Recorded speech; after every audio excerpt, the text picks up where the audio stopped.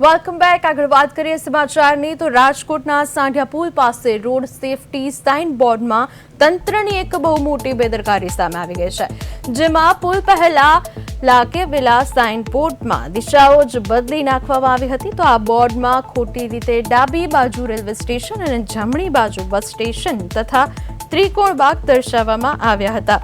તો આ ગંભીર છબરડા અંગે પ્રદેશ 24 ગુજરાતી ન્યૂઝ ચેનલ દ્વારા અહેવાલ પ્રસારિત કરતા જ તંત્ર જાગ્યું હતું। તો અહેવાલ બાદ સાંઢિયા પુલના ખોટા સાઇન બોર્ડ બદલવાની અસર પડી છે। મામલો ગરમાતા રાજકોટ મહાનગરપાલિકાની સ્ટેન્ડિંગ કમિટીના ચેરમેન પરેશ પીપળિયા તાત્કાલિક મેદાને આવ્યા હતા।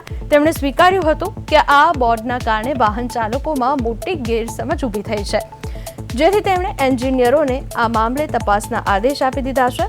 ચેરમેને સાઇન બોર્ડની આ ક્ષિતિને તકલીફ અને તાત્કાલિક ધોરણે પબ્લિકને તકલીફ ન પડે તે ધોરણે સુધારીને નવું સાચું બોર્ડ લગાવવાની ખાતરી આપી દીધી છે।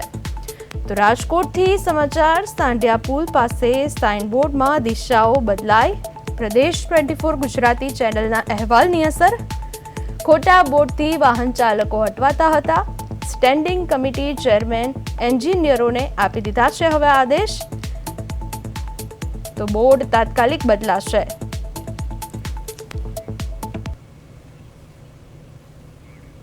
ગઈકાલે કહેવાય કે સાંઢિયા પુલ બ્રિજ પાસે છે તે સાઇનિંગ બોર્ડનો છે તે મામલો છે તે સામે આવ્યો હતો। તેમાં સાઇનિંગ બોર્ડમાં છે તે ડાબી તરફ છે તે રેલવે સ્ટેશનના નિશાનો છે તે મારવામાં આવ્યા છે, તેમજ જમણી બાજુ વાત કરવામાં આવે તો બસ સ્ટેશન અને ત્રિકોણ બાગના છે તે નિશાનો મારવામાં આવ્યા હતા। ત્યારે કહેવાય કે આ મુદ્દા ઉપર જ આપણી સાથે સ્ટેન્ડિંગ કમિટી ચેરમેન છે પરેશભાઈ પીપળિયા। સર, ખાસ તો શું કહેશો, આ સાઇનિંગ બોર્ડનો એક મામલો છે તે સામે આવ્યો છે, કઈ રીતે તપાસના આદેશ આપવામાં આવ્યા છે, કારણ કે તેમાં ગેરમાર્ગ છે તે લોકોને દોરાઈ રહ્યો છે, આ મુદ્દા ઉપર આપ શું કહેશો?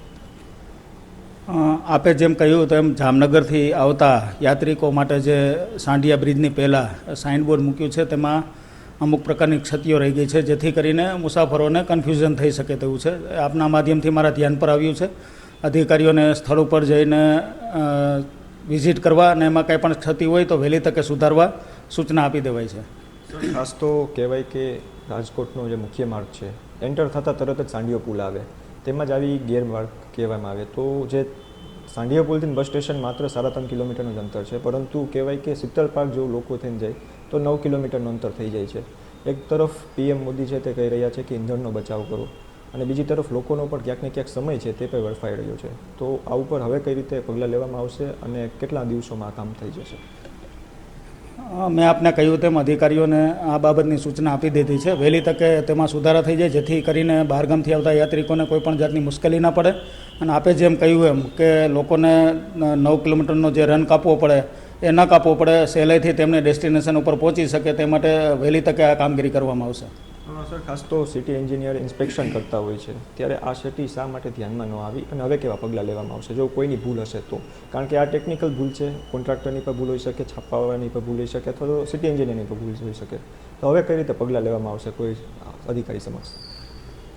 મેં આપને કહ્યું તેમ મારા ધ્યાન પર નથી આ કાંઈ વિષય, પણ આપના માધ્યમથી મને ધ્યાન પર આવ્યું છે। મેં અધિકારીઓને સૂચના આપી દઈ છે વહેલી તકે એ સુધારો કરી નાખે, અને ક્ષતિ હોય તો બીજી વખતે આવી ભૂલ ન થાય, જેથી કરીને કોઈ પણ મુસાફરોનો કે વાહન ચાલકોને કંઈ પણ જાતની તકલીફ ન પડે એ ખાસ ધ્યાન રાખે એવી સૂચના આપી દીધી। જી, ધન્યવાદ। તો આ હતા સ્ટેન્ડિંગ કમિટીના ચેરમેન, અને તેમની પ્રદેશ 24 ગુજરાતી ચેનલ સાથે ખાસ વાતચીતમાં જણાવ્યું કે ટૂંક જ સમયમાં જે ક્ષતિ હશે તેને છે તે દૂર કરવામાં આવશે।